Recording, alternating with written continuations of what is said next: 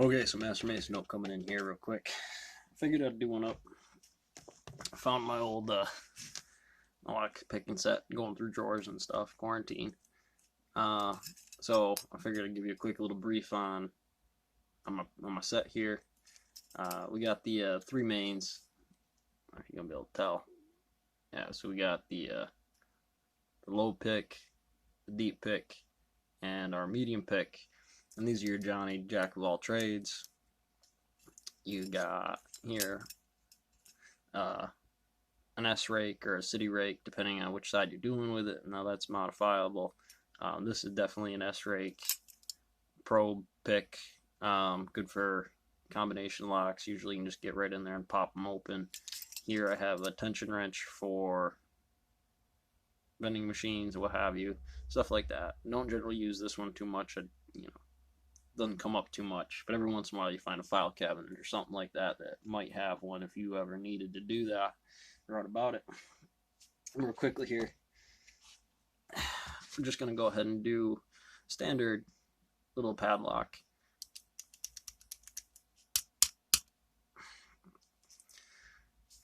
Tension wrench. Got a little groove sets on it. It's my standard all.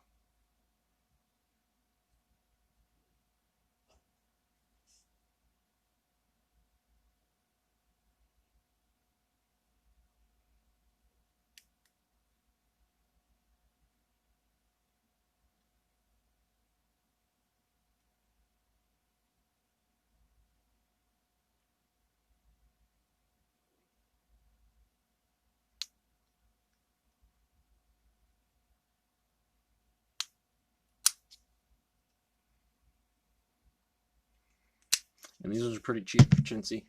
We'll step it up a difficulty level here. Let's see if I can get this one. Now this one can be a pain in the ass. Sometimes it just doesn't want to give it up.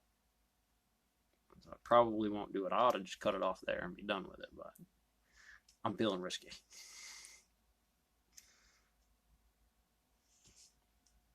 Like I said, generally my medium pick is the way I go.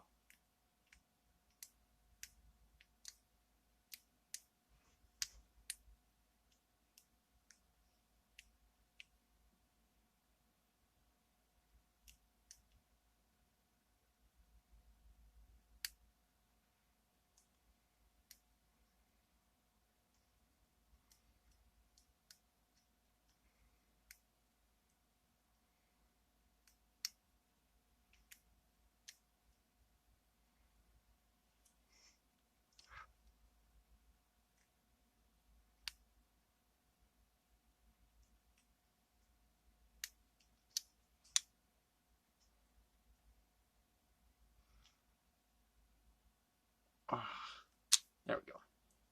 Knew I had it. And so, well, there you go. Generally, I'll do that.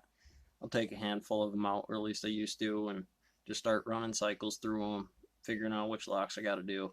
Uh, then you just figure out, you mark them and pick them to control. Door handles, deadbolts, padlocks are a good way to do that. Good practice. You just stay on them, figure it out, figure out the technique, and get with it. Homemade hacksaw blades. Generally, these are about 0.25, 0.025, I forget which one it is, right offhand. Thin, you can always shave this down. I just use a cutting wheel, and I mark them out with marker, and then I just get that done. Go at it that way.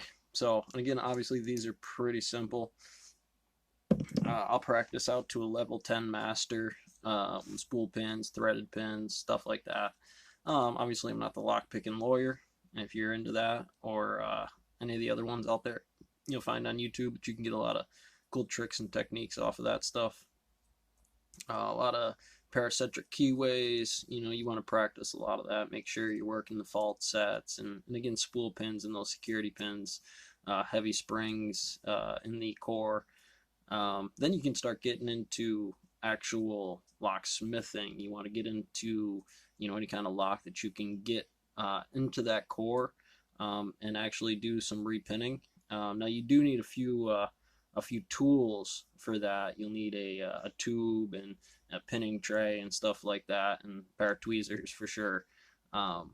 But I actually went through, once I I have a level 10 sleeper, I went through it, repinned it, double springs, and you can go ahead and file pins down, put a little serrations in them if you want to do that. Just bump up the security on those things a little bit. Catch you on the next one.